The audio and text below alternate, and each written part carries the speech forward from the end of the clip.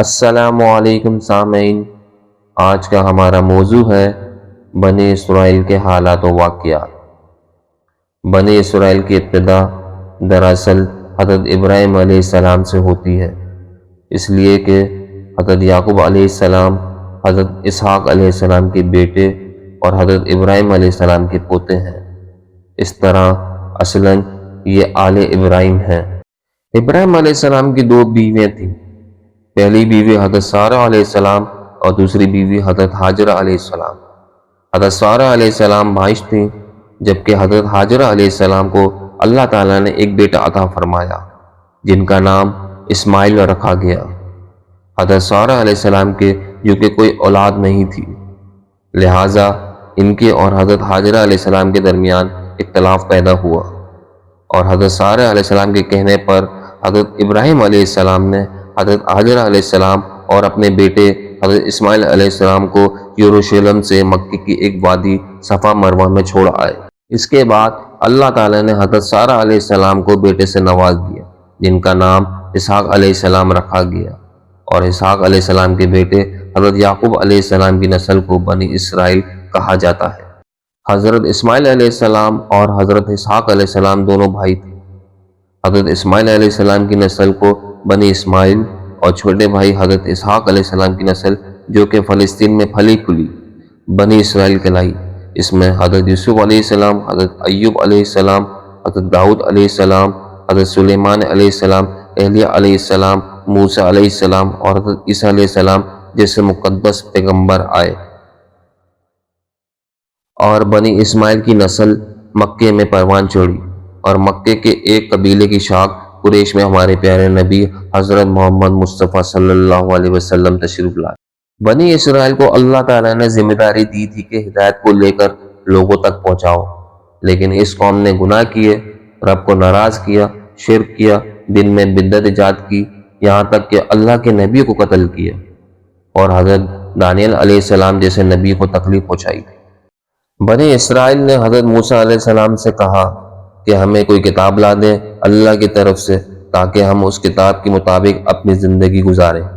حضرت موسیٰ علیہ السلام نے اپنے بھائی حضرت ہارون علیہ السلام کو اپنا نائب بنا کر کوہ طور پر چلے گئے اور 40 دن تک اللہ تعالیٰ کی عبادت کی اور روزے رکھے۔ جب حضرت موسیٰ علیہ السلام واپس آئے تو انہوں نے دیکھا کہ ان کی قوم نے ایک گائے کے بچڑے کو معبود بنا کر اس کی پوجا شروع کر دی۔ سورہ البقرہ آیت نمبر 51 میں اللہ تعالیٰ فرماتا ہے، اور جب وعدہ کیا ہم نے موسیٰ سے 40 راتوں کا، پھر بنا لیا تم نے بچڑوں کو معبود، بات اس کے اور تم ظالم تھے۔ ایک اور جگہ سورہ بقرہ آیت نمبر 52 میں اللہ تعالیٰ فرماتے ہیں کہ پھر درگزر کیا ہم نے تم سے، بات اس کے تاکہ تم شکر ادا کرو۔ بنی اسرائیل کے جو لوگ حضرت موسیٰ علیہ السلام کے ساتھ تھے ان کو آسمان سے اللہ کی طرف سے من و سلوہ عطا کیا جاتا تھا۔ من ایک سفید رنگ کی میٹھی چیز ہوتی تھی، اور سلوہ بٹیر جیسے پرندے جو جھنڈ کے جھنڈ آتے تھے۔ بنی اسرائیل کی یہی غذا تھی، لیکن بنی اسرائیل نے حضرت موسیٰ علیہ السلام سے کہا ہمیں یہ کھانا روز روز کھا کھا کے تھک چکے، لہٰذا ہمیں ککڑی پیاز مسور چاہیے۔ حضرت موسیٰ علیہ السلام نے فرمایا تم لوگ اعلیٰ چیز کے بدلے ادنیٰ چیز لینا چاہتے ہو۔ پھر موسیٰ علیہ السلام نے اللہ تعالیٰ سے دعا کی تو اللہ تعالیٰ نے فرمایا کہ جاؤ کہیں دور زمین میں کھیتی باڑی کرو تو تمہیں یہ سب چیزیں ملیں گی۔ اس کے بعد بھی بنی اسرائیل باز نہ آئی۔ بنی اسرائیل جہاں جاتی تھی اللہ کی طرف سے ان پر بادلوں کا سایہ رہتا تھا، ان کے لباس میلے نہیں ہوتے تھے، اور ان کی جسامت کے ساتھ ان کا لباس بھی بڑھتا جاتا تھا۔ اللہ تعالیٰ نے حضرت موسیٰ علیہ السلام کو حکم فرمایا کہ اپنا عصا زمین پر مارو تو اس میں سے 12 چشمے پھوٹ پڑے۔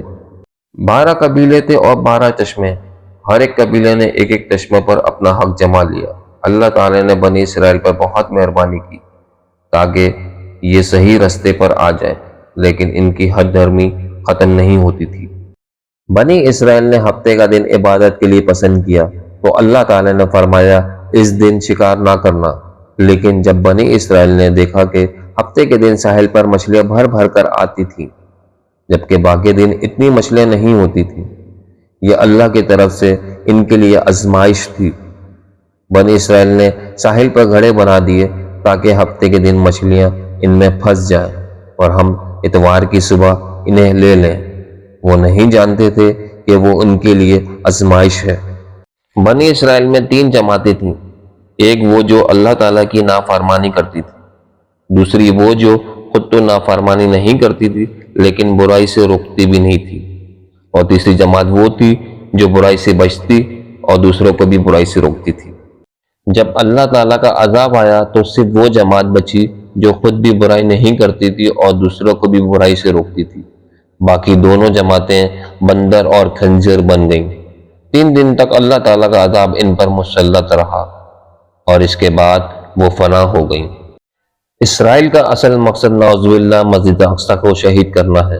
اسرائیل اس جگہ ہیکل سلیمانی تعمیر کرانا چاہتا ہے، کیونکہ اسرائیل کا یہ یقین ہے ہیکل سلیمانی تعمیر کرنے کے بعد بھی دجال کی آمد کا سلسلہ شروع ہوگا۔ مسجد اقصی کو اسرائیل اپنے مقصد کی راہ میں سب سے بڑی رکاوٹ سمجھتا ہے، اس لیے وہ مظلوم فلسطینیوں کو شہید کرتا رہتا ہے اور طرح طرح کی تکلیفیں پہنچاتا ہے۔ ان کی ہٹ درمی آج بھی قائم ہے۔ بنی اسرائیل وہ قوم ہے جس پر اللہ تعالیٰ کی لعنت بھیجی ہے، اور یہ قوم ہمیشہ ذلیل و خوار رہے گی۔ فلسطین میں جنگ کا سماں ہے۔ اسرائیل کی طرف سے فلسطینی آبادی پر مسلسل بمباری جاری ہے، جس سے کئی فلسطینی مسلمان شہید ہو گئے اور کئی زخمی ہیں۔ یہ نہیں، اسرائیل نے فلسطین کا پانی، ان کی خوراک اور دیگر ضروریات بند کر دی ہے، یہاں تک کہ ہسپتالوں اور ایمبولنس پر بھی بمباری کی۔ اسرائیل نے فلسطین میں کربلا کا سماں بنا دیا ہے۔ پھر بھی فلسطینی عوام کی ہمت و جرأت کو سلام ہے، جو اسرائیل کے مظالم سہ کر بھی ثابت قدم ہیں اور ان سے جہاد کر رہے ہیں۔ اللہ تعالیٰ فلسطینی عوام پر اپنا خاص اور رحم کرم عطا فرمائے اور فتح نصیب فرمائے، آمین۔ دین اسلام کے خاطر فلسطین کے لوگ آج بھی اسرائیل کے ظلم و ستم کا شکار ہیں۔ اللہ تعالیٰ ہمارے فلسطین بھائیوں کو جہاد کرنے کی ہمت اور طاقت عطا فرمائے اور شہداء کے درجات بلند فرمائے، اور اس کے ساتھ ساتھ بیت المقدس اور مسجد اقصی کی حفاظت فرمائے، آمین یا رب العالمین۔